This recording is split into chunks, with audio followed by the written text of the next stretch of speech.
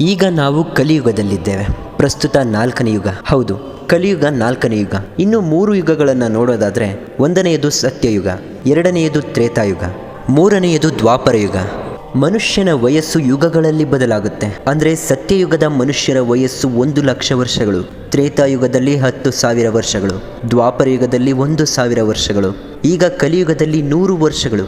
ಸತ್ಯಯುಗಕ್ಕೆ ಬಂದರೆ ಭಗವಂತ ವಿಷ್ಣುವಿನ 4 ಅವತಾರಗಳು: ಮತ್ಸ್ಯ, ಕುರ್ಮ, ವರಾಹ, ನರಸಿಂಹ.